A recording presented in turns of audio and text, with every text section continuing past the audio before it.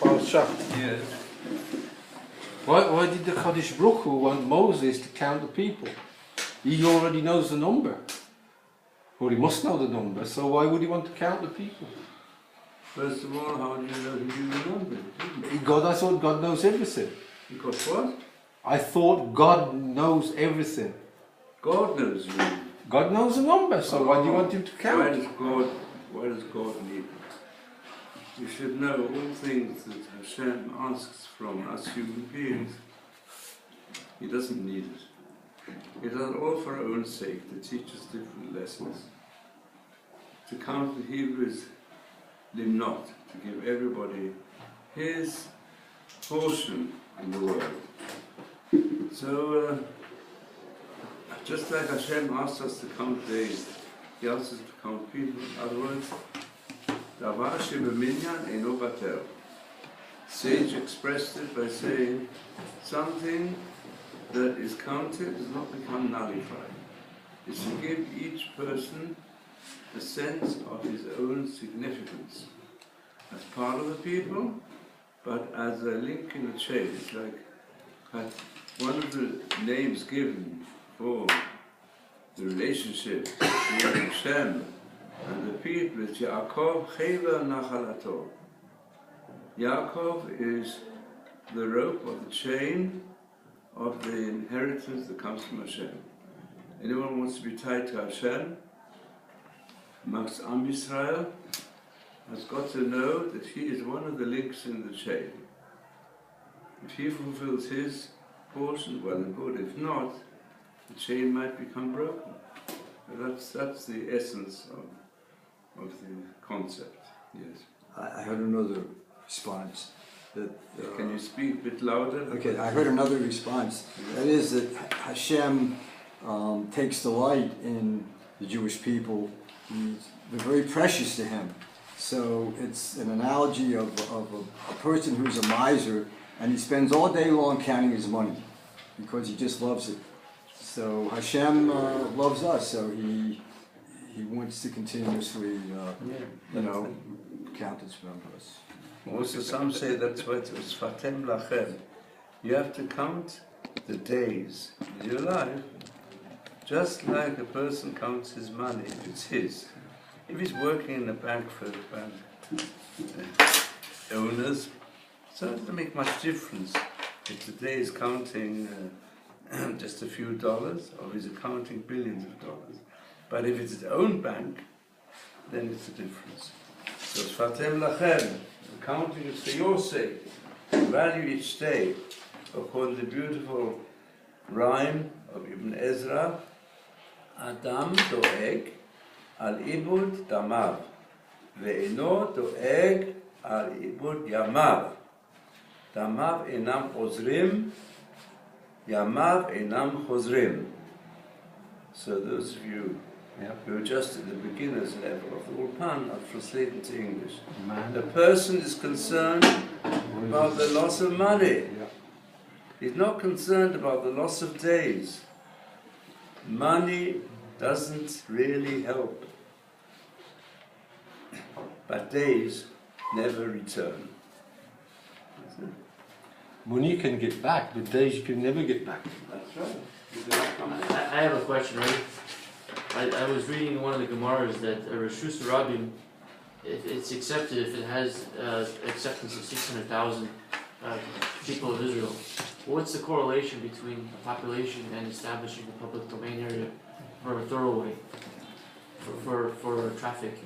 Is there I don't understand your question. Question is that what I was reading about was in order to have a two-way thoroughway section, in order to have public passers-by, there was some disagreement as to the amount of people of incongruence in order to allow some things to happen. And we're mentioning about population. Oh, what? Populations. I don't understand. Okay. Talking about He wants to know. Yeah. He wants to know, B'Kitzur, how many people does there have to be a public domain? Reshut HaRabim, Yeah. passing through the street to give it the din of Reshut HaRabim, 600,000. 600. But then he brings out a machloket. Some people think 1 million something. Some people say 600,000, and there's another opinion. Do you know the other opinion? No. He doesn't know that opinion. What does the opinion in your book say? How many? 1 million? Maybe it's Could 600,000. be a million. There Show was- me the book, then I'll we'll discuss I'll it. show you. Okay. Bring the source, and then we'll discuss what it's based on and what it means. So now I'd like to give an insight in the Parsha of the week.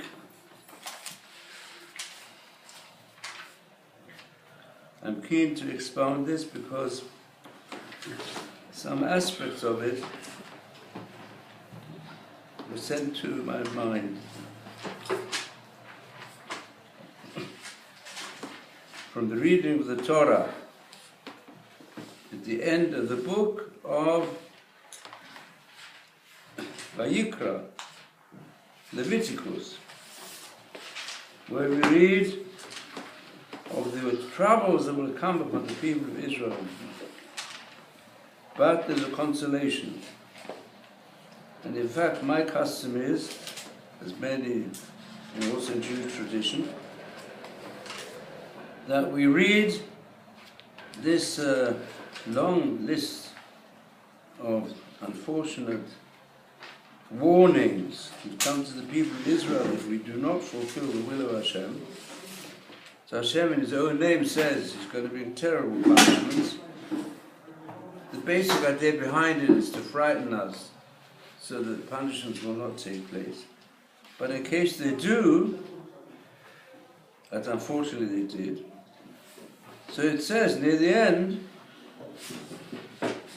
when it describes the most terrible suffering of the people of Israel, which we have in fact experienced. But if you will look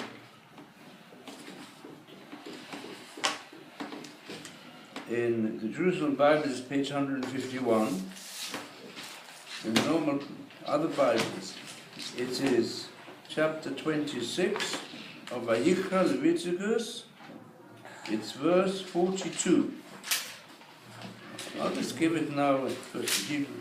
Then, Zachatit Brit Yaakov, V'avet Brit Yitzchak, V'avet Brit Abraham, Ezkor V'aretz Ezkor. Even though the people might do great evils, and I will say that just following concepts of happenings, whatever happens, happens, but they don't connect themselves with me and neither follow my path of virtue, which I've given to the people. It says, I will remember my covenant with Yaakov, and also my covenant with Yitzchak, and also my covenant with Abraham will I remember, and I will remember the land also. For the land, as we described before, Hashem would like that land, and has always given potential to that land to bring the greatest blessing. So, on this verse there's a question. The word I will remember, God says, applies to and is mentioned with the covenant of Abraham, the covenant of Yaakov, and the covenant with the land. It does not say the word I will remember in connection with the covenant with Yitzchak. The question is why? Any of you know? Because he was on the altar, they put him up on the altar. Yes. They offered him up on the altar. So why shouldn't you remember? He never left Israel. You never? He never set foot outside the land of Israel. He says it's a... So therefore he doesn't need to remember it? No, so why? On the contrary, so it's a great merit. So he should, just like he remembers the merit of Abraham and Yaakov, he says also Yitzchak. He doesn't say I will remember. Why not? Which is it on top of the page? Pardon? On the top of the page. Yeah. 151, eh? 152. Well, In order to understand the Bible, the Chumash, it's important to learn it with Rashi. What's Rashi say? Do any of you know? Rashi says on this verse, it brings a midrash. It's not from Rashi, it's from the earliest traditions, oral traditions. Rashi says that Lama lo nemra zechira b'Yitzchak is because the ashes of Yitzchak appear before me. But it says say Yitzchak. Gathered on the altar. Covenant with Yitzchak. But that's Yitzchak. So I don't need a memory, it's there all the time on the altar. What's that mean? How can you explain that? I think all of you are familiar with the binding of Yitzchak. And Abraham was given the commandment. Book of Bereshit. Those who are not familiar, let's have a look. In Bereshit, which we read also on Rosh Hashanah, then you look at Jerusalem Bible, you tell me where it is. It's chapter 22 Bereshit. Is the most terribly difficult test for Abraham. That Hashem said to Abraham, offer up my son. And he was ready to do it. To understand why he was ready to do it, there's a deep aspect of this. There are many aspects, but I'll just mention one. It doesn't answer all the questions. But the Rambam says, Avraham Avinu's whole life was to teach people the God of mercy, the God of love. And he loved Hashem. Hashem loved him. And he also, through investigation of what's going on in the world, he came to the concept there must be a mind by the universe. And constantly was aware of this, that everything in the world depends upon the spiritual source of the one only God, who is the God of love, and the God who hates people who kill, or even people who are cruel in any way to strangers. As we know from the previous episode, Sodom and Gomorrah, how much Hashem, he despises people who don't show any type of generosity to people in need. And we see how much Abraham pleaded with him to save Sodom and Gomorrah. They came to the conclusion that 10 innocent people there is not going to destroy, but they weren't.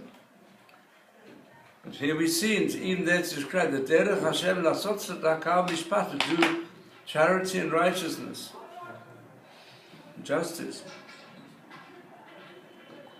And then in addition to this, he'd promised Abraham, who couldn't have any more children, not from Sarah in any case, that the future will come from Yitzchak. So now he was asked to go and kill him. That would be taking the ground from under the feet of everything Abraham Avinu was teaching others. They'll all say, well, if you do a thing like that, if that's what your God wants, then he's just like some of the gods we worship, and you say we're not allowed to. It's almost the most serious aspect of Moloch worship. What's going on here? So therefore, the Rambam says this proves that Avraham Avinu, what he heard from God, and God saying to him, which went so much against his nature, the nature of Abraham, so much against everything that he knew about God, teach that he had no choice. that if God asks me to do it, and I recognize Him as the master of everything, so it must be true. So there what happened was,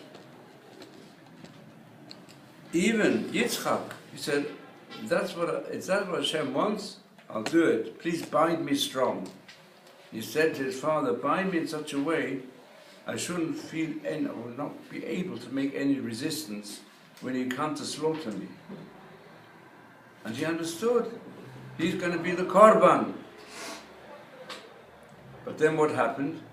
When Hashem saw his readiness, he sent the Malach to say, Al tishlach yodecho el anav al tas bo me'uma. Don't even stretch out your hand with a knife, and don't do anything. Don't think that you can, let's say cut his finger a bit, let a bit of blood come out. No, al tatlo me'uma, nothing.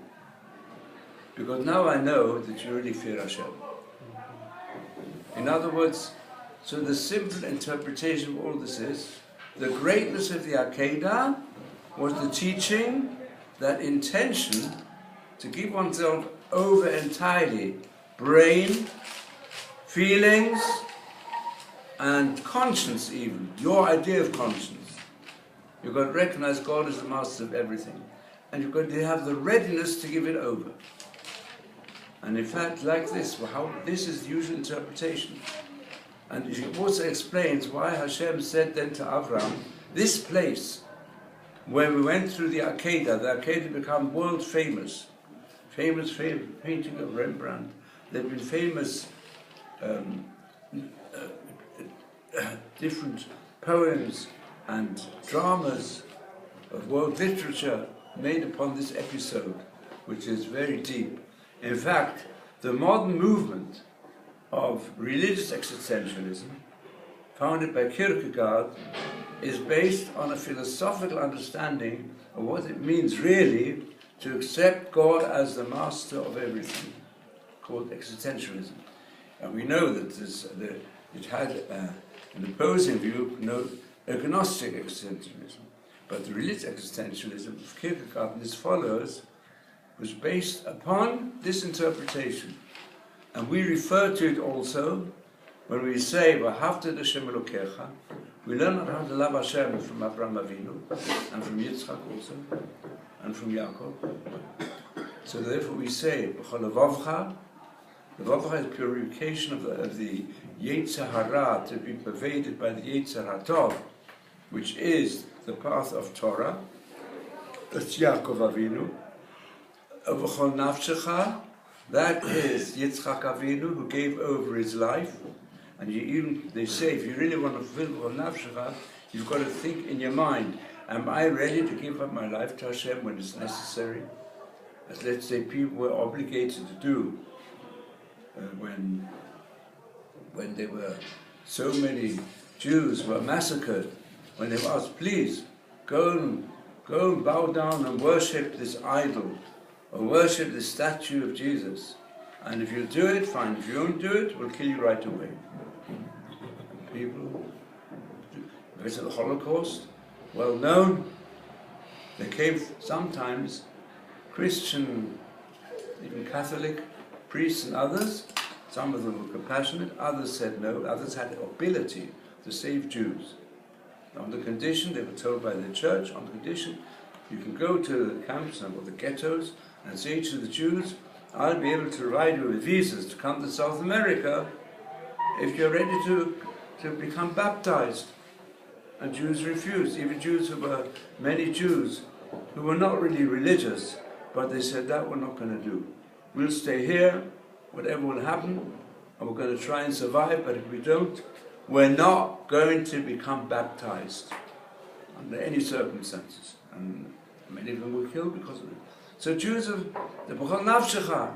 Every Jew's got to love Hashem like Yitzchak did. You put that in your mind and say B'chol nafshecha. That's the usual interpretation. But developed also with many indications. This is the deeper pshat. The deeper meaning of the Akedah is according to the principle, whatever episodes happen to the forefathers, it's a siman lebanim. It's a sign of how the children, that means Am Yisrael, how they should conduct their lives. The Sefer Bereshit is like a guide to give us an introduction to the way in which we have to worship Hashem. So, one aspect of Siman is, it is indeed a guide from Hashem, how we should live, how we should behave. On the deeper level, if you want to understand the text more clearly, then it's also a premonition of what might happen. So I'm going to show you now how we're going to explain. There's a lot of things, even with this interpretation we're given now, which are still very cryptical. Of course, there are the mystical aspects, but let's try and understand it from the point of view of Ma'aseh Avot, Siman Lebanim, that there's a premonition. Just like, for example, the Ramban, as I mentioned a week or two ago. Ramban is one of the greatest commentators on the Chumash Nachmanides, and he works on this principle. And he says, one of the reasons why, until today, and today perhaps more than any other time, the state of Israel and the people of Israel are suffering from extreme Islam. It's because Sarah, our matriarch, she was a bit cruel, it says, to her maidservant, even though the maidservant, who was the daughter of Paro, and she left idolatry, no luxury of Paro, to belong to the household of Avraham Avinu, and she was willing to go and even help in every way to Sarah, and treated her as her mistress. The one also taught her the way to become close to the God of Avraham and fulfill his directives. So however, when she wanted to take her, and she was a surrogate motherhood, she wanted to have a child, but she was barren, Sarah. And then Hagar, she became fertile, she had a baby. So when she saw she's pregnant, so she started saying, "Oh, now I'm the mistress of the household." And she provoked her mistress. She said, "I'm the main wife of Avram now, because I provided him with a child." Although Sarah said to her, "I want that child to be on my name, I want to be the one adopting that child. And that's why I'm pleased with you." But then when that happened, the Sarah treated her with affliction. Not physical, but with words. She tried to educate her to keep on being her maidservant, and to recognize that really Sarah and Avram had brought her in and to become quite important, but not to go and, as it were, depose Sarah from being the mother and have nothing to do with it. And in due course, she was afraid nothing to do with it, with the son who would be born.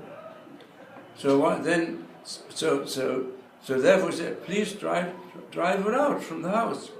She said to Avram, "Can't stand her anymore." Avram refused it.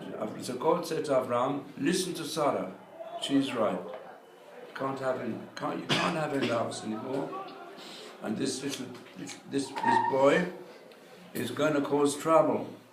So he sent them away. It was not easy for Avram, because Avram was pleased with this happening. This comes before the Akedah. So then what happened?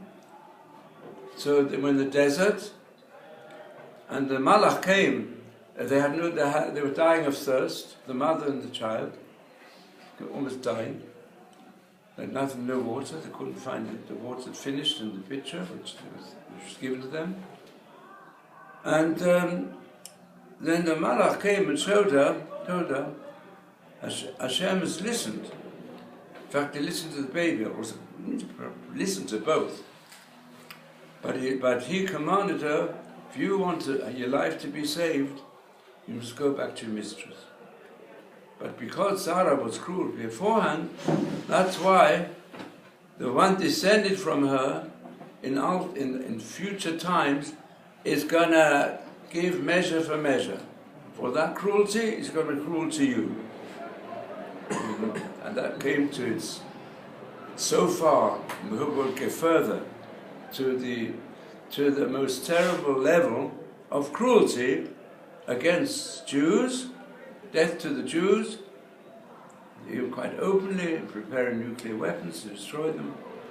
And here we have this paradox that on one hand Obama made a big declaration just a few days ago in Hiroshima, let's work together to remove all non-conventional weapons from the world. No more nuclear or any form of atomic preparation of weapons. At the same time, he allows Iran to come with open threats, death to Israel, death to the Jews, and with a state in 8 minutes, Iran can wipe off Israel from the map of the world, come openly with this, and they remove the sanctions. America, although they've also come out with declared death to America. That's the world we're in. So we see we're getting a punishment. Although, Baruch Hashem, somehow the balance of terror which exists is still holding to some extent, at least not perhaps amongst the Arabs themselves, is no longer holding. There's killings going on in the thousands, non-stop, but at least here in Israel, Hashem is helping us to hold our own for the moment. Let's hope it'll continue, and let's hope it'll all disappear. Let's hope that there's a change of heart and everybody will change. But that's the situation. So therefore, I say like this. I've got a few more questions. Other question is, in the second parsha of the Shema, we say the difference in the first parsha and the second parsha is what? There's something's repeated. The promise. What's in it for us? It's what? What's in it for us, the people, the Jewish people? Our benefit. Reward. What, man? He said reward. Reward. The reward that comes, yes? What else is different? I mean, that already includes something. Rabbim. Rabbim, yeah. The first one is singular, Shema Israel, the first parsha. They're referring to the individual Jew. V'ahavta, you should love. The second parsha is basically addressed to the whole people, tzibur. So it begins with, if you will really listen to the commandments, like I said, reward and punishment, in every way, it's all in the plural, to love Hashem and to serve Him, which means tefillah. So here we have the root here of tefillah b'tzibur, tefillah of the tzibur, the community. And then it says, b'chol levavchem v'chol nafshechem. Some people ask, why does it say b'chol ma'odechem? Like it says in the first parsha. What's the answer? What could be the answer? Because the sages say this, the vavachem, that is perfection of character. As we explained, that's Torah. The Yitzhar Tov is the one that sublimates and channels the Yitzhara, the materialistic instinct. Then we have B'chol nafshecha, that's life. Give over your life to Hashem. And B'chol ma'odechem, give over your means, that which you have. Ma'od also means different means. Whatever money you have, wealth you have, and so on, that's also got to be used for Hashem. So that's also chesed. Chesed you do with possessions. That's ma'odechem, that's Avraham. And nafshecha is Yitzchak, as we described before. And levovecha, that is Yaakov. So, questions like this. Why did it mention ma'odechem, your money? It seems to be an indication that the Torah does not envisage that the people of Israel, when we live together in Eretz Israel, we will give up private enterprise, which fits in what all says in the Torah. So you can have any type of economic system that suits you, but there are limitations. All the limitations on the economic and agricultural and industrial concept of a Torah state, which has a lot of details connected with it, many dinim, they're all based on the concept that possessions are the way in which individuals are divided up. The tribes are divided up into different families. Each one has its portion, and they work together. But private enterprise should not allow capitalism. It seems to be limitations of capitalism from every angle. In fact, today there's a lot of research on this, especially the American universities, not the Jewish ones, non-Jewish ones. They make a great deal of the different aspects, both of ecology and also general agriculture and industry, and also questions of capitals. That means loans, what you do with loan. This is all a concept of limitation of capitalism. It's not extreme socialism, but it is certainly nearer to socialism than capitalism. Because capitalism is every the individual can do what he can become multi-millionaire, do with it whatever he wants, it's all his. Yeah. So therefore, to find a situation. And the truth is that here in Israel, that was one of the positive elements at the burgeoning of the state of Israel. So there was a sense, in some ways it went perhaps too far, in the kibbutzim being based upon giving up all aspects of private enterprise, and sometimes that even made it more difficult to make profits from a easy point of view. But they were ready to give up profits. They said, we mustn't think of profits anymore, we've got to change our character and become communists, extreme. But there were many in between as well. There was not such a wide gap as exists today, when to some extent we've gone away a little bit from those idealists who came at the beginning. So this is the way of the Torah. That's why it doesn't do b'chol ma'odechem, because we're speaking about state and communal possessions. So the question is, if that is so, all right, that the heart of the people of Israel has got to be dedicated to Torah as a public. Torah teaching is not just Torah learning, it's not a private matter. It's a matter for the nation of Israel. Because the nation of Israel can only exist through Torah, the Torah path of life, which teaches us how to channel the materialistic aspect into the spiritual levels of Torah life for the community. And b'chol nafshechem, b'chol ma'odechem, you can't, it's not b'chol nafshechem. So therefore we see the second one speaks not about Mesirut Nefesh of an individual.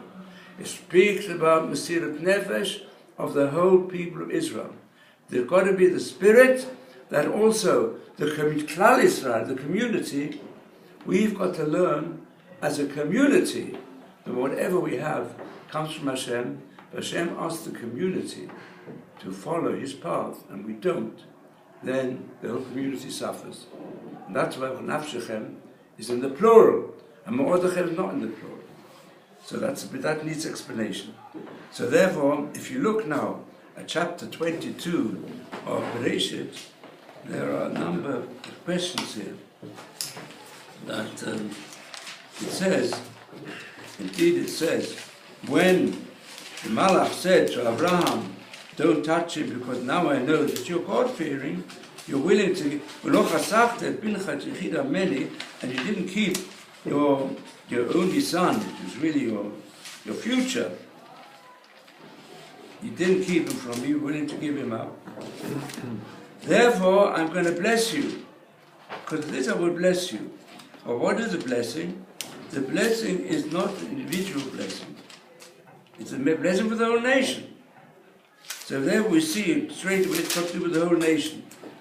It says that she put the carbon in its place, he took the ram, and then he took the ram to be an ascension offering instead of his son. This is the concept I described before, that the Beit HaMikdash, where people wrote korbanot on Har Moriah, the concept of the animal sacrifice is to give up one's animal's life power, to give up one's life power on this earth to Hashem and recognize that Hashem is the spiritual source of everything. And if we're in a situation we have to, what is it that gives people the courage to give up their lives individually? It's because they've got faith in Hashem that the reward, the true reward, is given to spiritual personality, human being, that can survive all forms of death. We're not going to how this is confirmed today also through the after-death experiences, or the near-to-death experiences that take place. And that's why Avraham called that place Hashem Yireh. That means Hashem sees what's going on in the heart of the human being. You're willing to give up your life, and that's why you're bringing an offering, and it's being slaughtered placed on the altar of Hashem, that you're willing to give up your life instincts, and your instinct you want to live, you give it up for the sake of Hashem, when He commands it. But you don't have to give it up. The animal is in place of the human. And that's why it says, on the mountain of Hashem, Yera'eh, there's a possibility to see Him, to come, to make a link with Hashem by giving up whatever a person is willing to do to give up his life to Hashem. Then the Malach said again, Sheni, second, what's the second message? So Hashem says, I make an oath by myself, because you've done this, there's something else. And you haven't kept your only son from me, I will surely bless you. I will increase your seed like the stars of heaven, and like the sand which is on the seashore, and your seed will inherit the gate of its enemies, Echar Oyevav. Now here I'll tell you something deep. If one goes through the Chumash more deeply, we have the word for enemy. Then if you know what's the word for enemy? Oyev. What else? Tsar. Pardon? Tsar. Tsar. What else? Soneh. So Tsar refers to someone who makes a lot of trouble. But often we find even Oivecha v'sonecha asher tafucha. So Rabbeinu Bachai is one of the deepest commentators, basing himself on earlier sources. He was right through the Tanakh and right through quotes also from the ancient Midrashim and the Zohar. He says there's a difference in Oyev and Soineh. Oyev is a reference to the deep-rooted hostility of Ishmael against the people of Israel, and Sonei, the deep-rooted hostility of Esau to our nation. Two different types of hostility. And Oyev is a reference to Islam. And he brings dozens of sources for this. So here it says, your seed will inherit the gate of its enemies. And then it says, and through your seed will be blessed all the nations of the earth, because you listen to my voice. What's this verse mean? This verse raises up Akedat Yitzchak from being an individual test of Avraham Avinu, Yitzchak his son, to become the basic test for the people of Israel. And even Midrashim mentioned this. It's meant because with many proofs, also other places in the Tanakh. This verse, what's called the gate of the enemies? Which gate are we talking about? We're talking, where else do we find, by Yaakov Avinu, what does he describe as a gate? Gate to Hashemayim, the gate to heaven. Which are we talking about? Talking about Shar Hashemayim, the mount, the Temple Mount. The Temple Mount is the gate to heaven. And there will come a time when that gate will be the possession of whom? Of Islam, as it is until today. Yeah? And even when we conquered the Harabayis, I still remember hearing on the day when it was conquered, I was sitting, it was a very unique moment, sitting with the Ponovitch Rav in Switzerland. He was collecting for his yeshiva. I was collecting for my koilel, the koilel in Manchester. And of course I didn't know I could go on collecting. And we listened to the radio, Harabayit B'Yameinu, announced by Moshe Dayan and Rabin and Uzinakis. A temple in our hands. But what happened? Of course, we didn't destroy the mosque, because it would have created probably a world war. We didn't destroy it. And in fact, the state of Israel has tried its best to preserve de jure jurisdiction, but de facto they gave it over to the Waqf, to the Muslims. And even until today, quite rightly, because it's become so dangerous, so the heads of the government here have said it's dangerous for any member of the Knesset to go on the Harabait. It's become very dangerous, but it's in their hand. How will we get it back? That's the question. Here it's written how we get it back. Because if Shar Oyevav, the gate to heaven is in the hands of the Oyevim, of those who have a deep-rooted hatred of the Jewish people. But it says, when your seed, the seed of Yitzchak, this is the whole discussion. Does it belong to Yitzchak? Does it belong to the Arabs? And many of the Arabs have said, they say all the time, even the more, some even who are not in favor of any violence, but they say, as long as the people of Israel, they don't really believe in the God of Yitzchak, many of them, and they don't quote him, so therefore, we're better. We religious leaders are better, because we do believe in one single God, and we say God gave everything over to Yitzchak, to Yishmael instead of to Yitzchak. So we've got to prove ourselves. So that's what it says here, that ultimately we will inherit it. If you will have, but what's the condition? We've got to have Mesirut Nefesh. We've got to have also the ability to give ourselves over as a nation to Hashem and not lose our faith. And when did that happen? That's the Holocaust.